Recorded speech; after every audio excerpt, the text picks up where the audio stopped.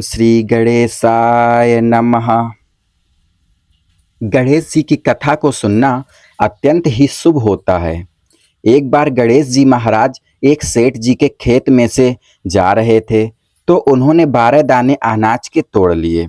फिर गणेश जी के मन में पछतावा हुआ कि मैंने तो सेठ जी के यहाँ चोरी कर ली। तो गणेश जी सेठ जी के 12 साल की नौकरी करने लग गए। एक दिन सेठानी राख से हाथ धो रही थी, तो गणेश जी ने सेठानी का हाथ पकड़कर मिट्टी से हाथ धुलवा दिया। सेठानी सेठ से बोली कि ऐसा क्या नौकर रखा है आपने, नौकर होकर उसने मेरा हाथ पकड़ लिया। सेठ जी ने गणेश को बुलाकर पूछा कि भाई तुमने सेठानी का हाथ क्यों पकड़ा। गणेश जी ने बोला कि मैंने तो एक सीख की बात बताई है। राख से हाथ धोने से घर की लक्ष्मी नाराज होकर घर से चली जाती है और मिट्टी से हाथ धोने से आती है। सेठ जी ने सोचा गणेश है तो सच्चा, बात तो सच्ची कह रहा है, इसकी बात में दम है। थोड़े दिनों के बाद कुंभ का मेला आया।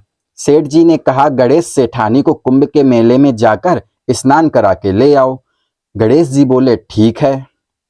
सेठानी किनारे पर बैठकर नहा रही थी, तो गणेश जी उनका हाथ पकड़कर आगे डुबकी लगवा लाए। घर आकर सेठानी ने सेठ से कहा कि गणेश ने तो मेरी इज्जत ही नहीं रखी और इतने सारे आदमियों के बीच में मुझे घसीट कर आगे पानी में ले गए।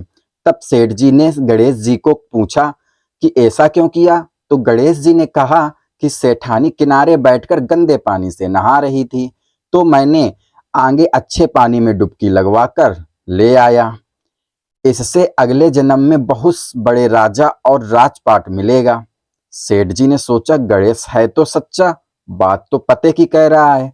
एक दिन घर में पूजा पाठ हो रही थी, हवन हो रहा था।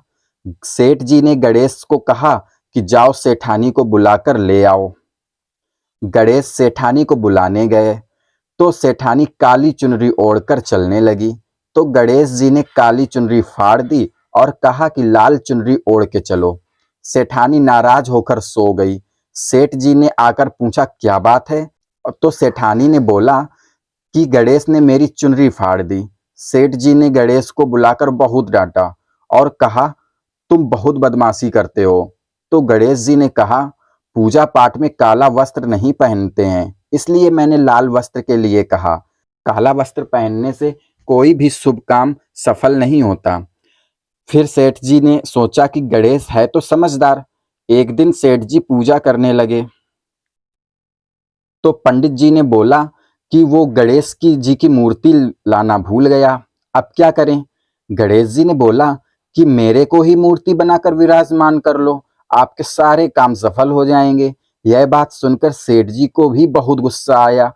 वो बोले कि तुम तो अब तक सेठानी जी से ही मजाक करते थे, मेरे से भी करने लग गए। गणेश जी ने कहा मैं मजाक नहीं कर रहा हूँ, मैं सच बात कह रहा हूँ। इतने में ही गणेश ने गणेश जी का रूप धारण कर लिया। सेठ और सेठानी ने गणेश जी की पूजा की। पूजा खत्म होते ही गणेश जी अंतर ध्यान हो गए।